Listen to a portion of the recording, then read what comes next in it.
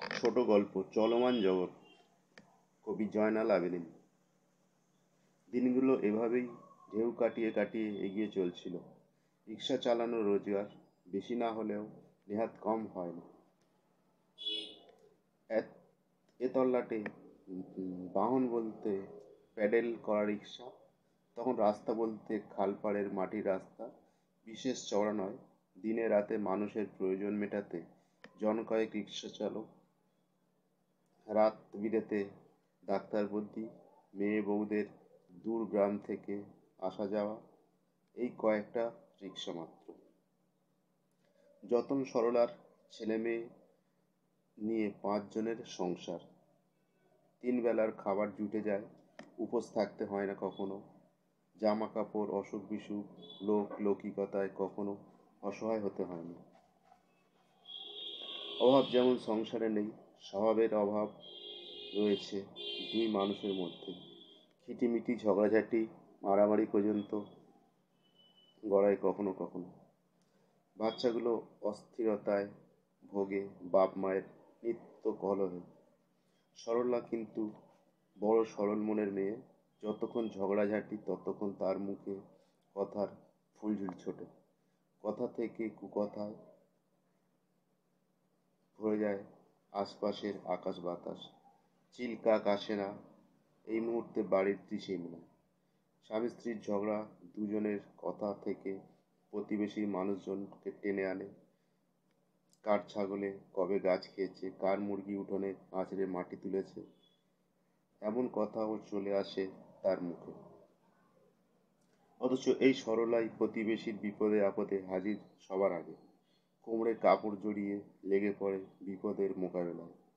বিয়ে বাড়ি, মৃত্যু বাড়ি নিজের মতোই হাসি কান্নায় আবেগে ভাসিয়ে দেয়। যতন মানুষটা বেশ রসিক, বেশ মজা করে কথা বলতে পারে। যেখানে বসে আসর একেবারে জমিয়ে দেয়। বলতে গেলে রস্যে টইটুম্বুর। তবে অযথা কারো কথা সহ্য করতে পারত না। অযথা কথা শুনলে মাথা টং হয়ে যায় যতনের।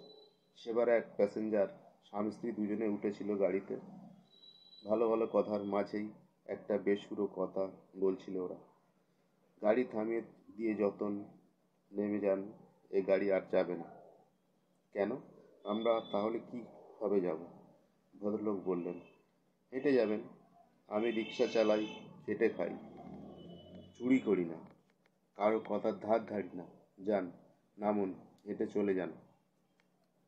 রাগে ফুঁসছিল যতন। আরে বাবা, রাগ করছেন কেন?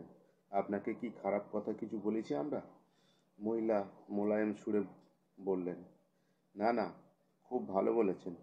আমরা রিক্সাওয়ালা, ভালো কথা আমার সহ্য হয় না। অশিক্ষিত মানুষ তো, একটু গায়ে রেখে বলল যতন। মহিলা বুঝতে পেরে বললেন, দাদা, আমাদের কথার মাঝে কিছু ভুল হয়ে গেলে মাফ করে দিন। চলুন, রাগ করবেন না। এহেন যতন বাইরের ঝড়-ঝাপটায় সারা দিন রোজগার করে, সংসারের জন্য দৈনিক বাজার করে। এমন এক রসিক মানুষ বাড়ি ফিরলেই রসের গুড় পিঁপড়ে খেয়ে দেয়। বউয়ের মুখ ঝামটায় মেজাজ চড়ে থাকে। বেলা 12টায় বাজার আনলে রান্না করতে পারবো না। বউয়ের চিৎকার, 10টার বাজার আসবে? বাজার কি তোর বাপের গেলেই এমনি এমনি দিয়ে দেবে? চাপান কথা যতনের। আমার বাপের হতে যাবে কেন? তোর 14 পুরুষের বাপের। চাপান উত্তর। আগুনের ঝাঁঝ বাড়তে থাকে সরলার কথা। আজে বাজে কথা বলা তোর জাতের দোষ। ভালো কথা তোর মুখে আসবে না। আগুনে ঘি ঢাললেন যতন। হ্যাঁ হ্যাঁ, আমার তো জাতের দোষ। তোর জাতের কি বহর? তাই তো বাপ ঢিপে জায়গা হলো না তোর। সরলার মাথা গরম হয়ে থাকে। তোর জন্য চলে আসতে হয়েছে রে, নচ্ছার মেয়ে মানুষ। তোর মুখ তো নয়। কথা শেষ হয় না যতনের মুখের।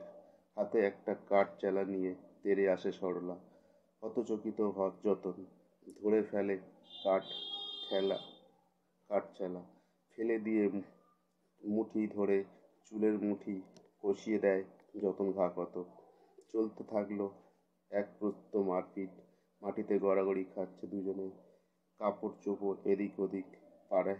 পাড়ার মেয়ে লোকজন দু চারজন এসে দাঁড়িয়ে দেখতে থাকে, এগিয়ে যেতে যেতে পারে না কেউ।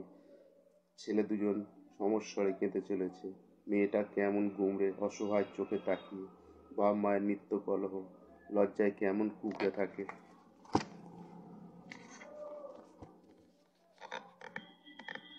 এখানে যতন ঝগড়া মারপিট সেরে আবারও গাড়ি নিয়ে বের হয়ে যায় সরলা। গতরের ধুলো ছেড়ে সংসারের কাজে লাগে, উনুন জ্বালে, চাল ধুয়ে বসিয়ে দেয়, আনাজ কাটে। তারই ফাঁকে ছেলে মেয়ের খোঁজ করে। বেলা দুপুর গড়িয়েছে, ছেলে মেয়ে স্নান করাতে পুকুর ঘাটে যায়, রান্না সেরে বাচ্চাদের পরিচর্যা সারে, একটু অপেক্ষায় থাকে যথারীতি যতন বাড়ি ফিরে এরে স্নান সেরে একসঙ্গে খেতে বসে। এদের সংসারে যতটা অশান্তি ঝগড়া ততটাই প্রশান্তি, ততটাই ভালো লাগা। এদের বাগানে কখনো ঝড় ঝঞ্ঝা আসে কেউ জানে না, আবার শত বাতাবরণ পেরিয়ে যখন বসন্ত এসে পৌঁছায় ঝড়ের চিহ্নমাত্র থাকে না। সংসার জীবনে কত বৈচিত্র্যময়, জীবন শুধু জীবনের জন্য। ভালো লাগা, ভালোবাসা কত রূপ বদলায়, কত ঈর্ষা, কত অভিযোগ জমা থাকে। একটা বিস্ফোরণ ঘটে যায়, কিন্তু সময় পার সব ঘটনার ধুলো ময়লা সাফ করে আবারও জীবন স্রোতে ফিরে আসতে হয়। পড়শি লোকজনদের গা সওয়া হয়ে গেছে এই পরিবারের কেচ্ছায়।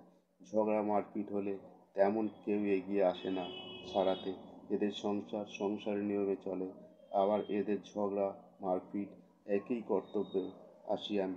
ফলে পড়শির অনীহা ইচ্ছে কেচ্ছায় মাথা দিতে, আর তার জন্য সরলার মুখের চিৎকার কিস্তির ফুলঝুরি উপহার দেয় পড়শি লোকজনদের। সেদিন পাড়ার এক বয়স্ক ঠাকুরমা সরলাকে বলল, তোরা যে এত ঝগড়া মারপিট করিস, তোদের বাচ্চাগুলোর কথা একবার ভাবিস না? ওরা তো আস্তে আস্তে বড় হচ্ছে। চুপচাপ কথাগুলো শুনল সরলা, কেউ উত্তর নেই মুখে।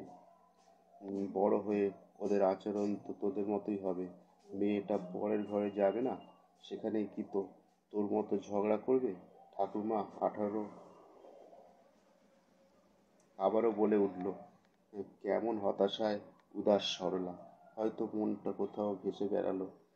কি করবো পিসি, সত্যি বলছি গো, একটু ঝগড়া মারপিট না করলে কি শরীর কেমন অলিষ্ঠি লাগে। তবে হ্যাঁ, আমি কোনোদিন তোমার জামাইয়ের গায়ে হাত তুলিনি।